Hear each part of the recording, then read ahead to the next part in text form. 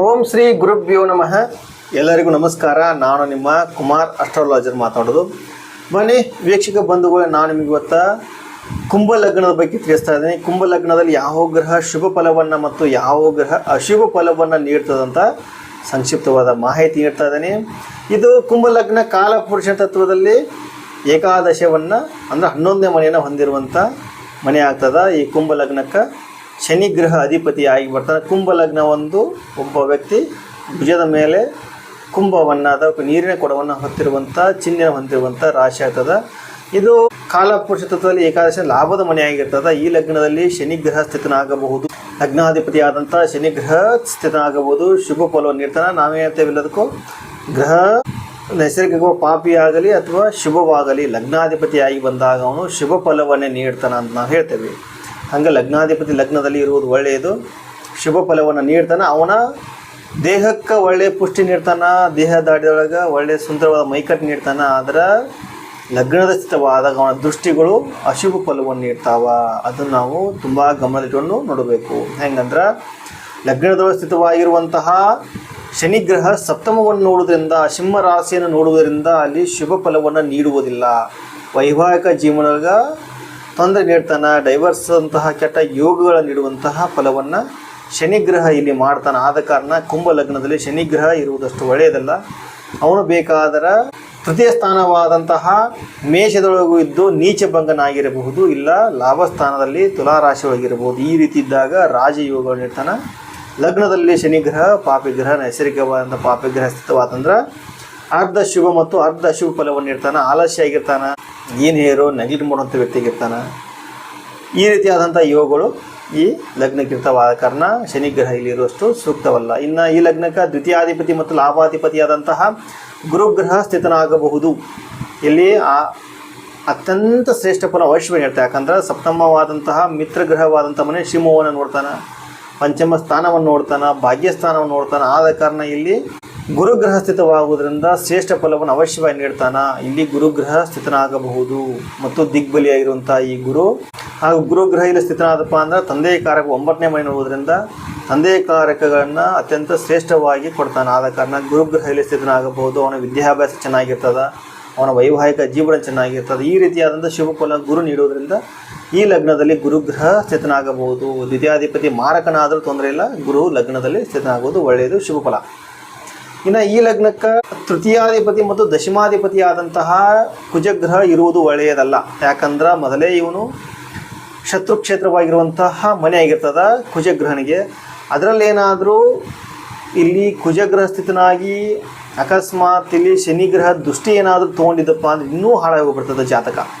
ಆದ ಕಾರಣ ಇದು ಕುಜ ದೋಷದಂತಹ ಕೆಟ್ಟ ಯೋಗವನ್ನು ನೀಡುವಂತಹ ಜಾತಕವಾಗ್ತದೆ. ವೈವಾಹಿಕ ಜೀವನಕ್ಕೆ ತುಂಬ ತೊಂದರೆ ಆಗ್ತದೆ, ಕಷ್ಟ ನಷ್ಟಗಳಾಗ್ತಾವೆ, ದುಃಖ ದುಮ್ಮಾನ ಬರ್ತಾವೆ, ಹಾಗೂ ಡೈವರ್ಸ್ ಅಂತಹ ಯೋಗಗಳು ಬರುವಂಥ ಚಾನ್ಸ್ ತುಂಬ ಇರ್ತದೆ. ಆದ ಕಾರಣ ಇಲ್ಲಿ ಕುಜಗ್ರಹ ಇರುವುದು ಒಳ್ಳೆಯದಲ್ಲ. ಮತ್ತು ಇದು ರಾಶಿ ಲಗ್ನ ಶುಕ್ರ ಇವರಿಂದ 1, 4, 8, 12 ಮನೆಗೆ ಏನಾದರೂ ಸ್ಥಿತನಾದಪ್ಪ ಅಂದರೆ ಇನ್ನೂ ಕೆಟ್ಟ ಯೋಗ ನೀಡುವಂತಹ ಫಲಗಳಾಗ್ತವೆ ಈ ಕುಜಗ್ರಹನಿಗೆ. ಆದ ಕಾರಣ ಕುಜಗ್ರಹ ಇಲ್ಲಿ ಇರುವುದು ಒಳ್ಳೆಯಲ್ಲ. ಅಕಸ್ಮಾತ್ ಕುಜಗ್ರಹ ಇದಪ್ಪ ಆದಂಥ ಕುಜ ದೋಷವನ್ನು ನಿವಾರಣೆ ಮಾಡ್ಕೊಳ್ಳೋದು ಅವಶ್ಯವಾಗಿರ್ತದೆ. ಹಾಗೂ ಈ ಲಗ್ನಕ್ಕೆ ಚತುರ್ಥಾಧಿಪತಿ ಮತ್ತು ಭಾಗ್ಯಾಧಿಪತಿಯಾದಂಥ ಶುಕ್ರ ಗ್ರಹ ಅತ್ಯಂತ ಶ್ರೇಷ್ಠ ಮತ್ತು ಶುಭ ಫಲವನ್ನು ನೀಡ್ತಾನೆ ಈ ಲಗ್ನಕ್ಕೆ. ಯಾಕಂತಂದ್ರೆ ರಾಜಯೋಗ ಅಂದರೆ ತ್ರಿಕೋಣವಾದಂಥ ಗ್ರಹ ಇಲ್ಲಿ ಬಂದು ಸ್ಥಿತವಾದಪ್ಪ ಅಂದ್ರೆ ಮೈತ್ರಿ ಗ್ರಹಗಳು ಶನಿ ಮತ್ತು ಶುಕ್ರ ಮೈತ್ರಿ ಗ್ರಹ ಆಗಿರ್ತವಾದ ಕಾರಣ ಶ್ರೇಷ್ಠ ಫಲವನ್ನು ನೀಡ್ತಾನೆ.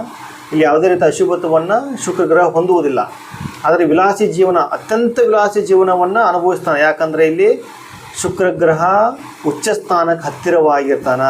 ಆದ ಕಾರಣ ಇಲ್ಲಿ ಈ ಗ್ರಹ ಸ್ಥಿತವಾದಪ್ಪ ಅಂದ್ರೆ ಆ ವ್ಯಕ್ತಿ ಶ್ರೇಷ್ಠವಾದಂತಹ ಒಳ್ಳೆಯ ನಟನಾಗ್ತಾನೆ ಅವಶ್ಯವಾಗಿ. ನಾನು ನೋಡಿರ್ತಾ ಜಾತಕವಾಗ ಈ ಲಗ್ನ ಕುಂಭ ಲಗ್ನ ಒಳಗೆ ಏನಾದರೂ ಶುಕ್ರ ಗ್ರಹ ಸ್ಥಿತವಾಗಿದ್ದಪ್ಪ ಅಂದ್ರೆ ಅವನು ಒಳ್ಳೆಯ ಶ್ರೇಷ್ಠ ನಟನಾಗಿರ್ತಾನೆ, ಒಳ್ಳೆಯ ವಿದ್ಯಾವಂತನಾಗಿರ್ತಾನೆ. ಕಲೆ, ಸಾಹಿತ್ಯ, ಸಂಗೀತ ಅತ್ಯಂತ ಸಂತೋಷವಾದ ಜೀವನವನ್ನು ನಡೆಸುವಂತಹ ಈ ಜಾತಕನು ಶುಕ್ರಗ್ರಹ ಪ್ರಭಾವದಿಂದ ಶ್ರೇಷ್ಠ ಫಲವನ್ನು ಅವಶ್ಯವಾಗಿ ಪಡಿತಾನೆ. ಆದ ಕಾರಣ ಶುಕ್ರಗ್ರಹ ಇಲ್ಲಿ ಸ್ಥಿತನಾಗುವುದು ಒಳ್ಳೆಯದು. ಇನ್ನು ಈ ಲಗ್ನಕ್ಕೆ ಪಂಚಮಾಧಿಪತಿ ಮತ್ತು ಅಷ್ಟಮಾಧಿಪತಿ ಆದಂಥ ಬುಧಗ್ರಹ ಶುಭ ಫಲವನ್ನು ನೀಡ್ತಾನೆ. ಅಷ್ಟಮಾಧಿಪತಿ ಆಗಿದ್ದರೂ ಅವನು ಮಿಥುನ ರಾಶಿ ಪಂಚಮ ಸ್ಥಾನ ಹೊಂದಿರೋದ್ರಿಂದ ಆದ ಕಾರಣ ಇಲ್ಲಿ ಕೇಂದ್ರ ತ್ರಿಕೋಣ ಸಂಬಂಧ ಬರುವುದರಿಂದ ಬುಧ ಗ್ರಹ ಮೊದಲು ಪಂಚಮ ಸ್ಥಾನದ ಫಲವನ್ನು ನೀಡಿ ಆಮೇಲೆ ಅಷ್ಟಮ ಸ್ಥಾನದ ಫಲವನ್ನು ನೀಡುವಂಥ ಪ್ರಯತ್ನ ಮಾಡ್ತಾನೆ. ಇರಬಹುದು ಲಗ್ನದಲ್ಲಿ ಬುಧ ಗ್ರಹ ದಿಗ್ಬಲಿ ಆಗ್ತಾನೆ, ಒಳ್ಳೆಯ ಶ್ರೇಷ್ಠ ಫಲವನ್ನು ನೀಡ್ತಾನೆ, ವಿದ್ಯಾವಂತನಾಗಿರ್ತಾನೆ, ಸಾಹಿತ್ಯದೊಳಗೆ ಒಳ್ಳೆಯ ಶ್ರೇಷ್ಠವಾದಂತಹ ಸಾಧನೆ ಮಾಡ್ತಾನೆ. ಯಾಕಂದ್ರೆ ಇದು ಬರವಣಿಗೆ ಸಂಬಂಧಪಟ್ಟಿರುವಂಥ ಗ್ರಹವಾಗಿರೋದ್ರಿಂದ ಇಲ್ಲಿ ದಿಗ್ಬಲಿಯಾಗಿ ಮಿತ್ರಕ್ಷೇತ್ರವಾಗಿ ಪಂಚಮ ಸ್ಥಾನವಾಗುವುದರಿಂದ ಈ ರೀತಿಯಾದಂತಹ ಯೋಗಗಳು ಕೂಡುವುದರಿಂದ ಇಲ್ಲಿ ಬುಧ ಗ್ರಹ ಸ್ಥಿತನಾಗಬಹುದು. ಒಳ್ಳೆಯ ಶುಭ ಫಲವನ್ನು ಅವಶ್ಯವಾಗಿ ನೀಡ್ತಾನೆ ಬುಧ ಗ್ರಹ. ಇನ್ನು ಈ ಲಗ್ನಕ್ಕೆ ಷಷ್ಠಾಧಿಪತಿ ಆದಂಥ ಚಂದ್ರ ಯಾವುದೇ ಕಾರಣಕ್ಕೂ ಸ್ಥಿತನಾಗಬಾರದು. ಯಾಕಂದ್ರೆ ಅಶುಭ ಗ್ರಹದ ಮನೆ, ಪಾಪಿ ಗ್ರಹದ ಮನೆ, ಇವನಿಗೆ ಅಷ್ಟಮ ಮತ್ತು ಷಷ್ಠ ದೋಷಗಳಿಲ್ಲ. ಆದರೂ ಈ ಮಿತ್ರ ಮತ್ತು ಶತ್ರು ಅನ್ನಂತಹ ಗ್ರಹಗಳ ಸ್ಥಿತಿ ಇರೋದ್ರಿಂದ ಅಷ್ಟು ಒಳ್ಳೆಯ ಫಲವನ್ನು ಇಲ್ಲಿ ನೀಡುವುದಿಲ್ಲ ಚಂದ್ರ.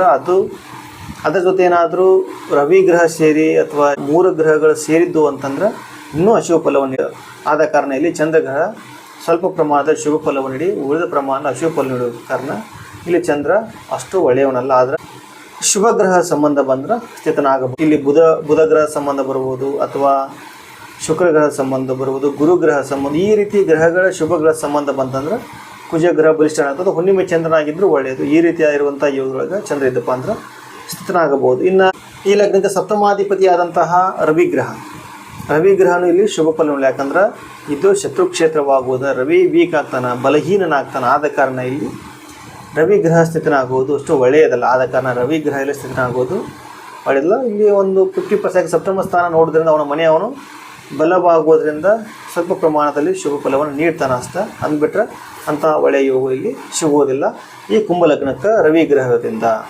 ಇನ್ನು ಈ ಕುಂಭಲಗ್ನಕ್ಕೆ ರಾಹು ಮತ್ತು ಕೇತು, ರಾಹು ಗ್ರಹ ಸ್ಥಿತನಾಗ್ಬೋದು. ಯಾಕಂದ್ರೆ ಕಾಲಪುರುಷತ್ವಕ್ಕೆ 11ನೇ ಮನೆ ಆಗ್ತದೆ.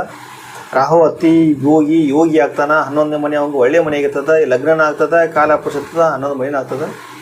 ರಾಹು ಗ್ರಹಗ ಶನಿ ಗ್ರಹ ಮಿತ್ರ ಆಗಿ ಬರ್ತಾನೆ. ಆದ ಕಾರಣ ರಾಹು ಮತ್ತು ಶನಿ ನಾವು ಹೇಳ್ತಲ್ಲ ಕುಜವತ್ ರಾಹು ಶನಿವತ್ ಕೇತು ಅಂತ ಸಂಘ ರಾಹು ಗ್ರಹ ಇರಬಹುದು ಸ್ವಲ್ಪ ಪ್ರಮಾಣದಲ್ಲಿ ಶುಭ ಫಲವನ್ನು ನೀಡ್ತಾನೆ. ಸಪ್ತಮದೊಳಗೆ ಕೇತು ಇರೋದ್ರಿಂದ ಮತ್ತೆ ವೈವಾಹಿಕ ಜೀವನಕ್ಕೆ ತೊಂದರೆ ಆಗ್ತದೆ. ಅತಿಯಾದ ಭೋಗಿ, ಯೋಗಿ, ವಿಲಾಸಿ, ಕಡೆ ಸಾಲ ಮಾಡಿ ತುಪ್ಪ ತಿನ್ನೋ ಪ್ರಯತ್ನವನ್ನು ಈ ಗ್ರಹ ಮಾಡ್ತದೆ. ಆದ ಕಾರಣ ಇಲ್ಲಿ 50% ಒಳ್ಳೆಯದು, 50% ಅಶುಭ. ಇನ್ನು ಈ ಕೇತು ಗ್ರಹ ಇದು ಸೇಮ್ ಫಲ. ಯಾಕಂದ್ರೆ ಸಪ್ತಮ ರಾಹು ಇರ್ತಾನಲ್ಲ, ಆ ರೀತಿಯಾದಂಥ ಇಲ್ಲಿ ಜ್ಞಾನವನ್ನು ಕೊಟ್ಟಿರ್ತಾನೆ, ಅಲ್ಲಿ ವೈವಾಹಿಕ ಜೀವನ ಕೆಡಿಸಿರ್ತಾನೆ. ಒಂದ್ಸಲ ವೈವಾಹಿಕ ಜೀವನ ಚಲೋ ಕೊಡ್ತಾನೆ, ಜ್ಞಾನವನ್ನು ಕಿತ್ಕೋತಾನೆ. ಈ ರೀತಿಯಾದಂತಹ ಸಮಸ್ಯೆ ಬರೋದ್ರಿಂದ ರಾಹು ಕೇತುಗಳು ಎಲ್ಲೇ ಇದ್ದರೂ ಅಶುಭ ಫಲವನ್ನು ನೀಡ್ತಾರೆ. ಅದಕ್ಕೆ ಅವು 50% ಮಾತ್ರ ಶುಭ ಮತ್ತು 50% ಅಶುಭ ಫಲವಾಗಿರ್ತವೆ. ಕೇತುವಿನ ಜೊತೆ ಏನಾದರೂ ಗುರುಗ್ರಹ ಇತ್ತಪ್ಪ ಅಂದ್ರೆ ಶುಭ ಫಲವನ್ನು ಅವಶ್ಯವಾಗಿ ನೀಡ್ತಾನೆ. ಆದ ಕಾರಣ ಇಲ್ಲಿ ಕೇತು ಗ್ರಹ ಸ್ಥಿತನಾಗಬಹುದು. ಇನ್ನು ಈ ಕುಂಭಲಗ್ನದ ಬಗ್ಗೆ ನಿಮ್ಗೆ ಏನು ಅನುಮಾನ ಇದ್ರೆ, ಪ್ರಶ್ನೆಗಳಿದ್ರೆ ನನ್ನನ್ನು ಸಂಪರ್ಕಿಸಬಹುದು. ಹಾಗೂ ಜಾತಕ ವಿಶ್ಲೇಷಣೆ ಇದ್ದರೂ ನನ್ನನ್ನು ಕಾಂಟ್ಯಾಕ್ಟ್ ಮಾಡಬಹುದು. ನನ್ನ ನಂಬರ್ 8618390255. ಈ ನಂಬರ್ಗೆ ನೀವು ಕಾಲ್ ಅಥವಾ ಮೆಸೇಜ್ ಮಾಡಿ ಕಮೆಂಟ್ ಮಾಡಿದ್ರು ನಿಮ್ಮ ಪ್ರಶ್ನೆಯನ್ನು ಉತ್ತರ ನೀಡುವ ಪ್ರಯತ್ನ ಮಾಡ್ತೀನಿ. ಹಾಗೂ ನಮ್ಮ ಚಾನಲ್ ಸಬ್ಸ್ಕ್ರೈಬ್ ಮಾಡಿ, ವಿಡಿಯೋನ ಶೇರ್ ಮಾಡಿ, ಬೆಲ್ ಐಕಾನ್ ಕ್ಲಿಕ್ ಮಾಡಿ ಅಂತ ತಮ್ಮಲ್ಲಿ ವಿನಂತಿ ಪೂರ್ವಕ ಮತ್ತೊಮ್ಮೆ ಕೇಳ್ಕೊತೀನಿ. ಎಲ್ಲರಿಗೂ ನಮಸ್ಕಾರ ಹಾಗೂ ಧನ್ಯವಾದಗಳು.